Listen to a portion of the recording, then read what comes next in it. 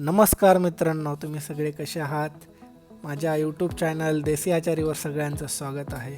रोज पोहे खाऊन बोर झालो होतो, म्हणून आज नाश्त्याला काहीतरी वेगळं करायचं म्हणून सँडविच करायला घेतले. त्यासाठी आपण आधी घेतलं आहे एक टोमॅटोचे छोटे छोटे पीसेस करून घेतलेले आहेत आपण एका बाउलमध्ये. त्यानंतर आपण घेणार आहोत गाजराचा शेंडा आणि बुडखा दोन्ही कापून घ्यायचा आहे. छान प्रकारे गाजराची कटिंग करून घेतली आहे आपण छोटे छोटे पीसेस.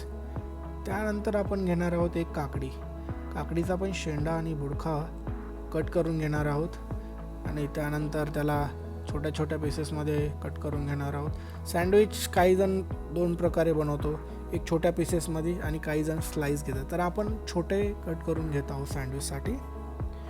या ठिकाणी बघू शकता आपण कसे कट करून बाउलमध्ये मिक्स करून घेतले आहेत. यानंतर आपण घेतलेला आहे कांद्याला पण एकदम बारीक छोट्या छोट्या पीसेसमधून कट करून घेणार आहोत. आणि यानंतर घेत आहोत आपण कोथिंबीरीचे पण बारीक एकदम छान कटिंग करून घेतली आहे आपण.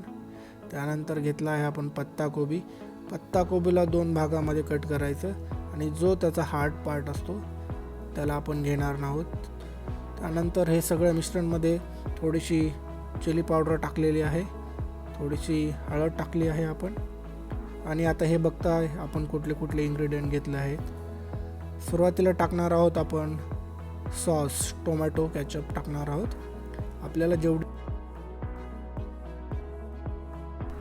त्यानंतर टाकत आहोत आपण डार्क सोया सॉस, त्याने पण एकदम छान अशी चव येणार आहे.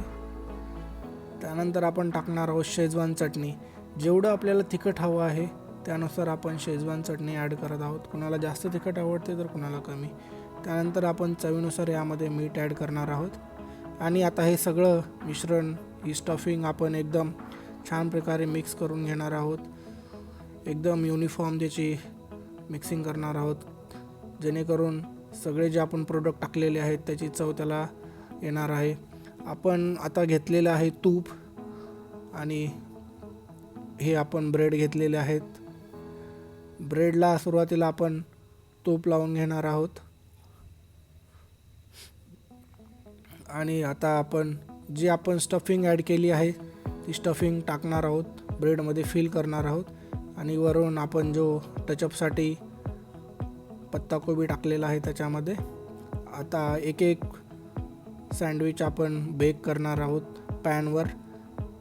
सँडविचसाठी एक वेगळा पॅन येते, पण आपण जो रेग्युलर पॅन आहे माझ्याकडे तोच मी यूज करत आहे. बघू शकता असं छान प्रकारे बेक झालेला आहे आपला सँडविच. बघू शकता तुम्ही या ठिकाणी सँडविचचा किती मी मस्त फ्लिप मारलेला आहे. थोडंसं फ्लेक्स करत आहे मी या ठिकाणी. बघू शकता एकदम छान कलर आला आहे आपल्या सँडविचला. आपण असेच खूप सारे सँडविच बनवणार आहोत, कारण की आज आमच्याकडे नाश्त्याला पाहुणे आले आहेत. त्यांना एकदम खुश करणार आहोत आपण सँडविचचा नाश्ता देऊन.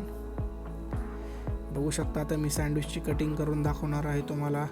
बघू शकता एकदम छान प्रकारे सँडविच झालेला आहे आपला, एकदम क्रिस्पी आणि क्रंची. आणि या ठिकाणी थोडीशी आपण प्लेटिंग करत आहोत. अशाच खूप साऱ्या व्हिडिओसाठी लाईक करा, सबस्क्राईब करा देसी आचारीला. आणि हा व्हिडिओ बघितल्याबद्दल सर्वांचं थँक्स, आभारी आहे.